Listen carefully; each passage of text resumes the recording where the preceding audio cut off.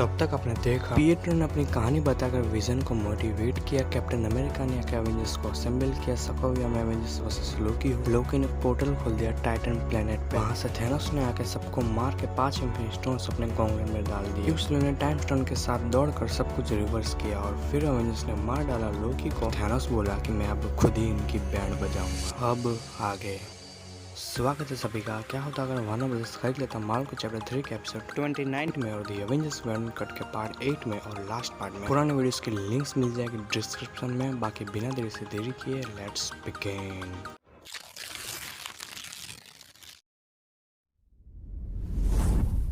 Captain America Sokovia की उस factory के ऊपर आने का ट्राई कर रहा होता पर तभी टोनी ने अपना हाथ आके बढ़ाया। कैप्टन ने भी हंसकर उसका हाथ थामा और फिर पूरी टीम स्टैंड टॉल कर। फिर विजन अपने घर में जैसे के साथ बिताए हुए पल देख रहा होता होलोग्राम से। नेमोर को बीच पे मिलने आती कीमा जो इस बार अपने पिताजी के साथ आई थी। कीमा का बाप बोला, बेटा नेमोर, एटलांटिस को उसके वंश की जरूरत है। तुम्हारे पिताजी किंग कुकुल एन एक महान राजा थे, पर जब से कामर के वंशजों ने राज किया है तब से एटलांटिस का कुछ भी भला नहीं हो रहा है। तो मेरे बच्चे, क्या तुम आओगे अपने पिताजी की भूमि की रक्षा करने के लिए? नेमोर बोला, इस पे मैं बाद में बात करूंगा, पहले मुझे मेरी माँ से मिलने जाना है। ये कह के वो वहाँ से चला जाता। कीमा उसे माँ से मत भरी नजर से देखती रहती। हमें दिखते मोबाइल लेबोरेटरी में जहाँ पे खड़ा है हैंक पिम और उसको एक आदमी आके कहता, मुबारक हो मिस्टर हैंक पिम, अब आप इस मोबाइल लेबोरेटरी के हेड हो। तभी इस बंदे को एक गाल में चींटी आके काटती। वो बंदा उस चींटी को खंखरता और हैंक पिम कहता, शायद थैंक्स कह रही है मेरी तरफ से। हमें दिखता टोनी जो अपने पेरेंट्स के पुराने घर में एक आदमी को आके कहता वहाँ पे एक बड़ी सी एवेंजर्स की तस्वीर होनी चाहिए और वहाँ पे बीच में टेबल के आसपास 6 चेयर होने चाहिए और टेबल के ऊपर लिखा होना चाहिए बड़ा सा ए। तभी वहाँ पे थॉर आके कहता कि तुम्हें नहीं लगता एवेंजर्स में और भी मेंबर्स को आना चाहिए? टोनी बोला, हाँ बिल्कुल लगता है। पीटर अपनी माँ को जेल में बताने जाता कि उसकी नौकरी लग गई है और उसकी माँ खुशी से रोने लगती। स्टीव अपने घर पे होता और वहाँ पे टोनी भी खड़ा होता। शेरन और पैगी कार्टर अपने घर में फिर से सामान रख रहे हो। स्टीव टोनी को बोला, शुक्रिया जो भी तुमने मेरे लिए किया।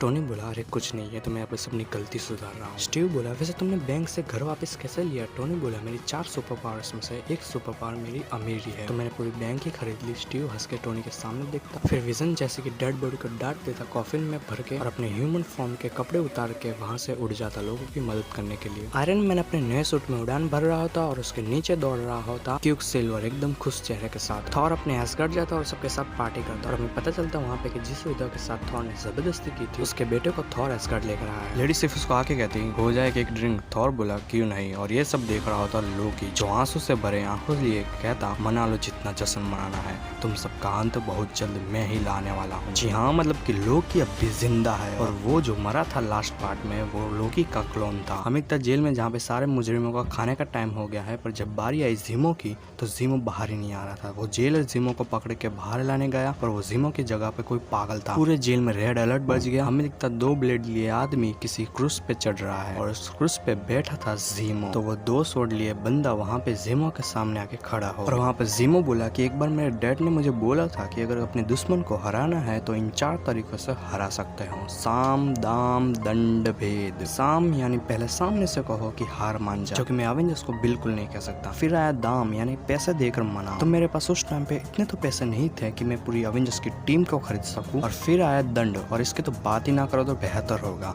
क्योंकि दंड वो भी एवेंजर्स को और वो भी मैं दूंगा कभी नहीं, मेरे से बड़े बड़े दिग्गजों ने ट्राई किया है। और फिर आया भेद यानी कि अंदर ही अंदर लड़वाओ, उनका विश्वास तोड़ो, उनकी एकता तोड़ो। तो मैंने यही सोचा, मैंने यही चौथा रास्ता अपनाया जिसमें मैं सफल भी हुआ था, इसलिए तो मैंने खुद को पुलिस के हवाले कर दिया था। और जबकि अब एवेंजर्स वापस आ गए हैं तो मुझे भी तो वापस आना ही था ना, और इस बार हम उनको साथ में मिलकर हमेशा के लिए खत्म कर देंगे, है ना मेरे दोस्त। अभी हमें दिखता कि वो 2 स्वॉर्ड लिए बंदा और कोई नहीं बल्कि डेडपुल है। डेडपुल कहता कि इतनी बकवास मैं कभी नहीं सुनता किसी की, पर तुम अच्छे नोट दोगे इसलिए मैं सुन रहा हूँ। मतलब कि ये कहानी लीड कर रही है Deadpool kills the Marvel universe. तभी हमें दिखता फ्यूचर का समय जहाँ पे सब कुछ खत्म हो गया है अर्थ पे, और एक आउटराइडर गाड़ी पे चढ़ के आजू बाजू देखने लग गया। वो वहाँ से चला गया। तभी पीछे से आयरन मैन निकला अपने मार्क 24 सूट में और बोला, आ जाओ बाहर। वो चले गए हैं। तभी पीछे से निकला विजन और कीमा, फिर पिएट्रो भी निकला अपनी छाती पे टाइम स्टोन लिए, और फिर टालोस भी निकला। विजन टोनी को कहता कि हम कितनी दूर है। टोनी बोला कि बस पहुंच ही गए। तभी दूसरी तरफ से हॉकाई निकलता और कहता कि जल्दी करो, वो कभी भी आ सकता है। कीमा बोली, तो आने दो उसे, मैं ये भाला उसके सीने में घुसाना चाहती हूँ। टोनी बोला, मैं समझ सकता हूँ तुम्हारा दर्द, पर हमें अभी जोश से नहीं होश से काम लेना पड़ेगा। कीमा बोली, तुम क्या बात कर रहे हो मेरे दर्द को समझने की? क्या कभी तुमने किसी अपने को खोया है? क्या तुमने कभी किसी से प्यार भी किया है? टोनी इस पे कुछ नहीं बोला। तभी हमें पीछे से किसी की आवाज सुनाई दी जो कहती तुम पूछ रही हो उसे कि कभी किसी को खोया है कि नहीं। हमें दिखता मैंडरिन बैठा हुआ। तुम पूछ रही हो उसे कि कभी प्यार किया है कि नहीं। इसकी कहानी की स्टार्टिंग ही माँ बाप को खोने से होती है। फिर पेपर पॉट से प्यार किया, वो भी मर गई। सरन कार्टर मिली, वो भी मर गई। और फिर टोनी बोला जो तुम बोलने जा रहे हो वो बोलना सोचना भी मत। फिर भी मैंडरिन बोला और फिर अपने जिगरी यार जेम्स रोड्स को खोया। टोनी टोनी टोनी तुम्हें खुद मरने से पहले कितनों को मरता हुआ देखना पड़ेगा। टोनी बोला गजब की बात है।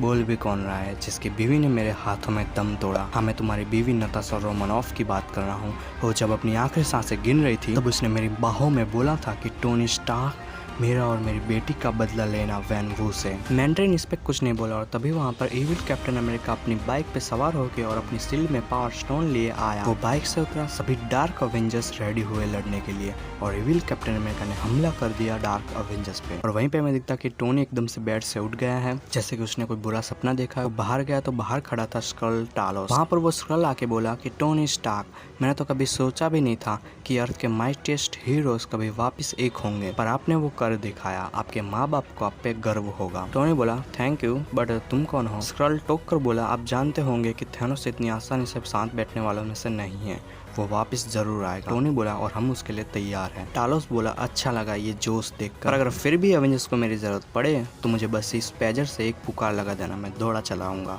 और हाँ, मैं एंड्रोमेडा गैलेक्सी से आया हूँ और मुझे आप स्क्रल टालोस कह सकते हो, पर आप मुझे निक फ्यूरी के नाम से अच्छे से जानते होंगे। वो अपना भेष बदलता निक फ्यूरी में ये देख के टोनी चौंक जाता। टालोस स्क्रल बन के वहाँ से चला गया। तो अगर आपको वीडियो पसंद आई हो तो एक अच्छा सा लाइक करना, शेयर करो अपने दोस्तों के साथ, कमेंट करो कोई अच्छा सा और सब्सक्राइब तो कर ही दो क्योंकि नेक्स्ट सीरीज होने वाली है द थंडरबोल्ट्स पे जिसका मेन विलन ही महाशय है। बाकी मेरा प्लान अवेंजर्स 2 को भी लाना है, तो बस चैनल पे सपोर्ट करो यार। मैं बहुत जल्द और भी वीडियोस लाऊंगा। मैं मिलूंगा नेक्स्ट वीडियो में, तब तक के लिए जय श्री राम।